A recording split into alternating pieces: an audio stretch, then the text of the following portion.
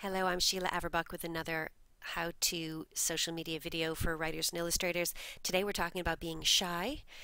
The problem with social media channels like Facebook and Twitter is, oh, it's all well and good. You're told that you can interact with agents and publishers, but what are you really going to say to them? How can you strike up a conversation? Should you be striking up a conversation? Are you just eavesdropping on them? What should you be doing? Today I thought I would whip around a few conversations that are going on amongst writers and agents and publishers, not all of whom already know each other, to show you what's considered an acceptable interaction. The first one I'm going to show you here is with an agent called Julia Churchill.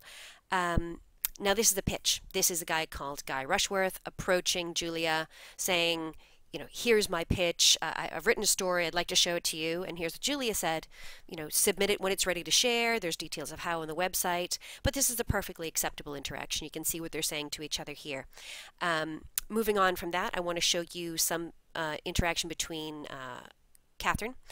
Catherine is contacting an agent or publisher, I'm actually not sure, called Krista, following up with a submission that she had made about 2 months ago, just saying, I didn't get a reply at the time. I'm not sure if you've received it. And this is perfectly valid. Again, Krista is saying, oh, I'm not sure why you didn't receive an auto reply. You should have received one. I did get your manuscript. Don't worry about it. So that's another example. Perfectly, friendly and sensible follow-up without sounding too desperate. And obviously the writer or artist Catherine has waited a good 2 months before contacting the agent.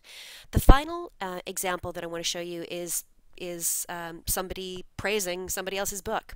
So talking about a 4-year-old that he is reading, or she is reading, Boy and Bear in a Boat book, a Nosy Crow book. Just put that tweet up there saying how much his 4-year-old is enjoying it, and mentioned Nosy Crow in his tweet. And both the writer and the publisher responded to this comment.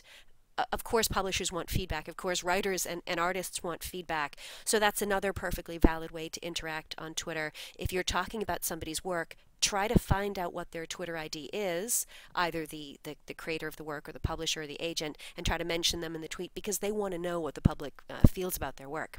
The final thing I would say is, even if you're just in a listening mode and you're just looking at what agents and publishers are saying, you're going to see some interesting insights about the industry, or maybe people moving jobs, or newly struck deals that haven't been announced in the media yet. And it's just good to get into the habit of watching what agents and publishers are saying. And here's an interesting comment from Julia Churchill just the other day. She sent out a tweet to no one in particular saying, I get butterflies before I pick up the phone to offer to represent, which of course is great insight. I mean, as you can tell, they're just people. They're people like you and me. If they don't have a stream of artists and writers who are providing fresh material to them, they don't have a career either. So they just want to interact with you the way you want to interact with them. What I would say is, don't worry about it too much. Don't stress about it too much. If you're following an agent or a publisher and they ask a question that you know the answer to, pipe up and tell them what you think. But I would say basically just don't be afraid. If you have the opportunity, go ahead and interact. That's all for today. If you have other ideas for social media videos, you can contact me at Sheila@spacekidsbooks.com.